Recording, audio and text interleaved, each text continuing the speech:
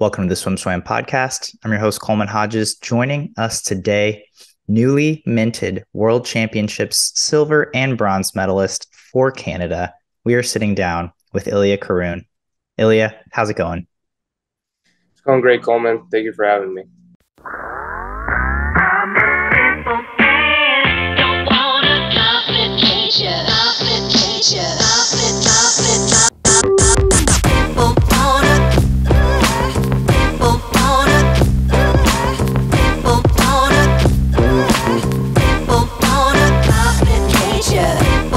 Coming off of this meet in Melbourne, did you have expectations for yourself heading into the meet? Yeah, I really wanted for I really like for Canada and stuff.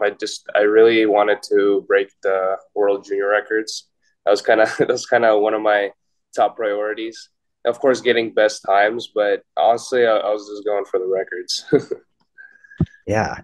I'm always curious just because short course meters isn't something that being in the United States, you race super often. How do you gauge yourself where you were in terms of if those times were realistic or if you were pretty confident you could hit them because you were, training, I assume, mostly in yards and doing a lot of the fall meets in yards as well? Well, we do have like this one pool in Vegas that it is short course meters. So we kind of just train like on that, like I think just every like Sunday maybe.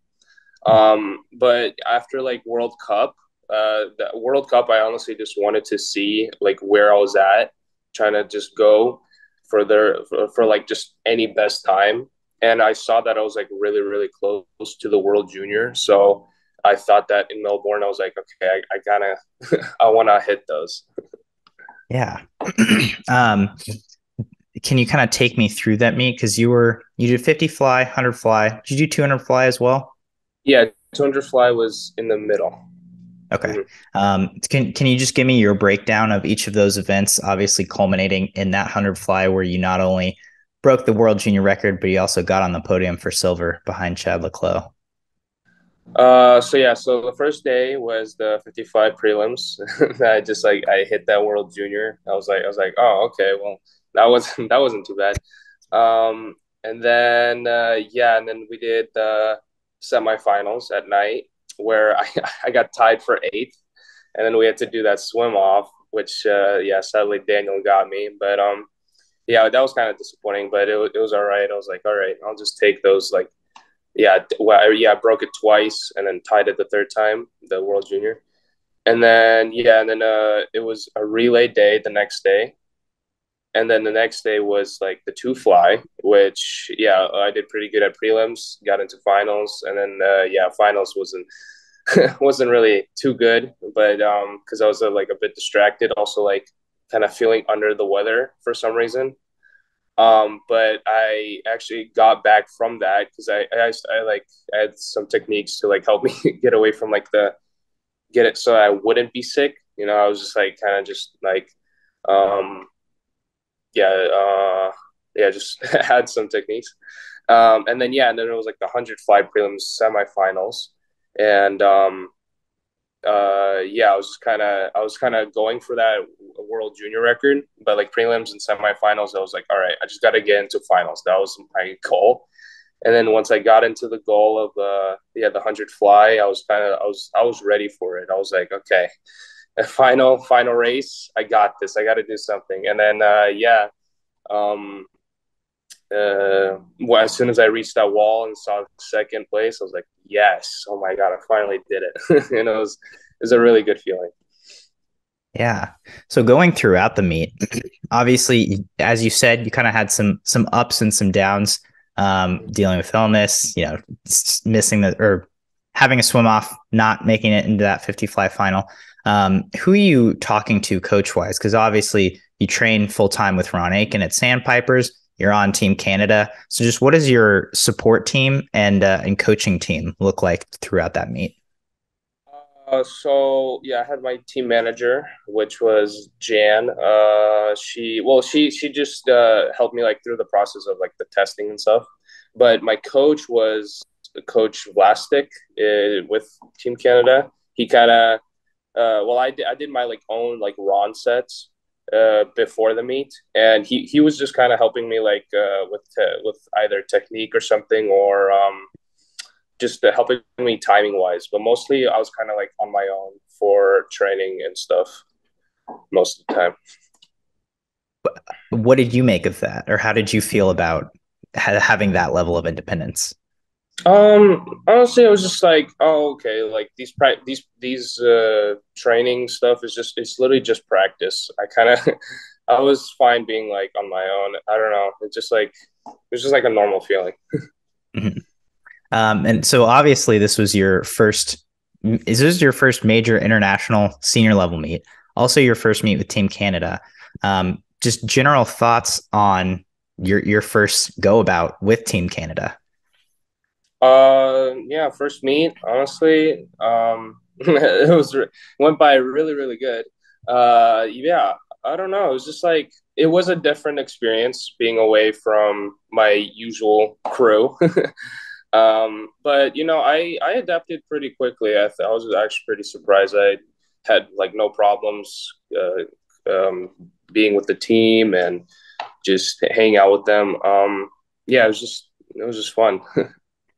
Were you able to meet many of the people you ended up being teammates with, especially like people you were on relays with, or some of these other Canadian stars that were getting on medal podiums as well? Had you met them before, or was this pretty much your first time interacting with them? No, this was like my first time. I did meet with Javier in the World Cup. I was like introduced to like Jan and like just a few of the coaches at World Cup, but I didn't see the whole team. So yeah, this was kind of my first time being with them. Yeah.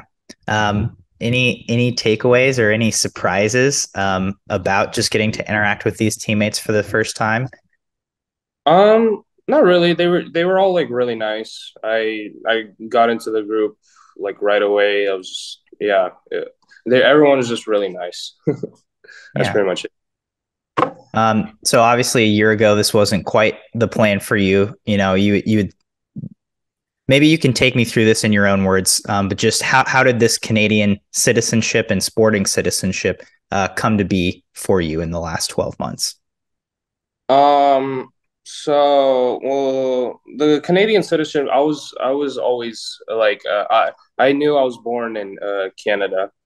Um, and yeah, I always had a Canadian passport and stuff. Of course, yeah, I was just living in the U.S. because my parents were part of the Cirque du Soleil program, Mhm. so I always lived in the USA and stuff. And yeah, for like training, yeah, because I thought I could compete for the USA because I always lived here, so that's why that was kind of a problem during junior panfax because like if you swim in the USA, I thought you could like compete for them. I didn't really know that you had to have like a passport and stuff. But yeah, so I was a Canadian, and then the Canadian team took me in, and yeah, that was like really nice of them, and yeah, that was like pretty much it on that topic. I would have thought the same thing, right? I mean, you'd been swimming for the U.S. You'd broken a national age group record for the U.S. So it's yeah, kind of a confusing situation, but really cool how it ended up. I just talked to Javier Acevedo Yeah. yesterday, actually, and we were talking about kind of this up and coming crop of Canadian men, you yourself included, Mhm. especially after this meet. After having this first Canadian competition with the whole team, especially swimming with them on relays, what's your motivation like, or what's your excitement level like moving forward with this team, especially into Paris 24, where you guys have a lot of promising relay prowess? Um, like how I go into like just future meets. Yeah, just what are your thoughts on moving forward Oh. with Team Canada after having been on some of the relays with these guys who are also kind of in the same boat of on the rise? Yeah, we do have. I think like pretty good chances of definitely getting some spots on the podium in the future. Like especially as I grow older. Yeah, I think it would be like really good for the team for medals and just podium and stuff. I think we have pretty good chances as we go through the years. Do you think your focus and training or event lineup will change at all moving forward just because Mm, of how things are going internationally? um, maybe like because I am gonna train with Bob like later in the year, so maybe like I might swim some IM events, but other than that, I think it would be like mostly fly and stuff. Like maybe like the two free relay. I really need to kind of improve that, but yeah, it's I think pretty much the same. Mhm. Do you prefer that? I mean, do you like your event lineup right now as it is?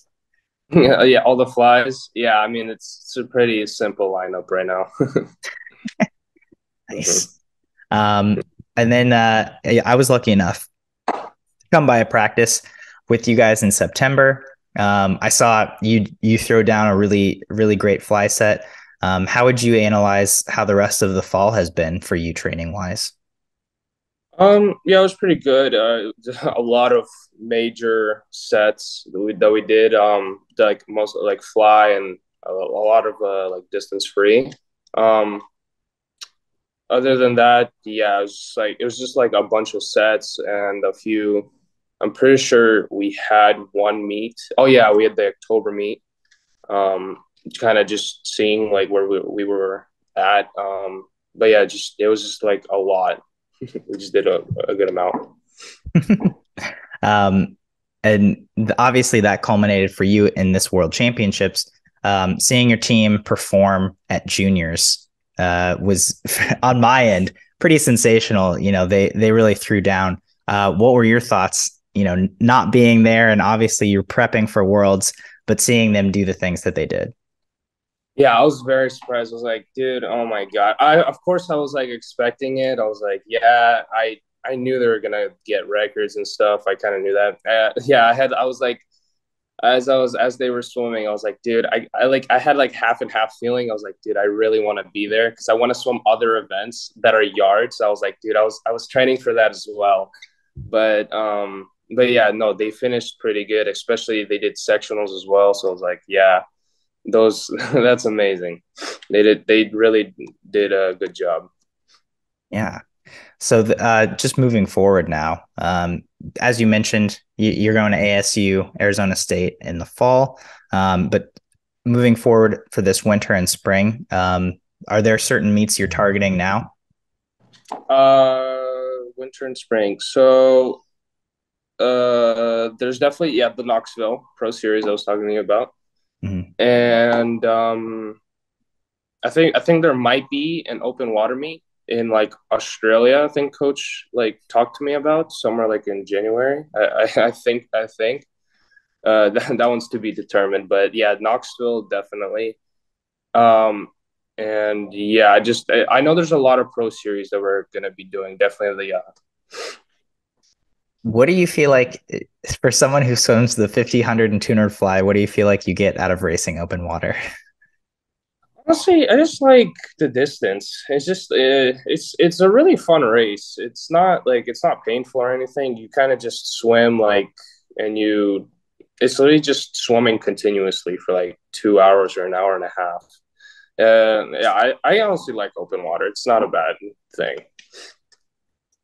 Are you can you go a little bit more into depth about that? Like, is it something where you're able to turn your mind off, or do you like the strategy of the race, or you just like the monotony of swimming for that amount of time? Yeah, I mean, we always do a lot of distance sets in Ron's group. Like every Monday, we just do a ton of distance, and so in open water, I kind of just think of it as like, oh, we literally like do this 24/7. So I mean, like, it's literally just, I guess, yeah, I guess like the distance is like really fun. I don't know. I like the feel of the water and stuff, and just like it's a good time for me. Yeah. Well, Ilya, thank you for your time. I appreciate you taking time to chat out of your vacation in Mexico. You've been listening to the Swim Swam podcast. Stay tuned for new episodes every week. You can take Swim Swam podcast on the go by subscribing on your favorite podcast platform. Look for links in the description below, and be sure to subscribe to our YouTube channel for more videos as well.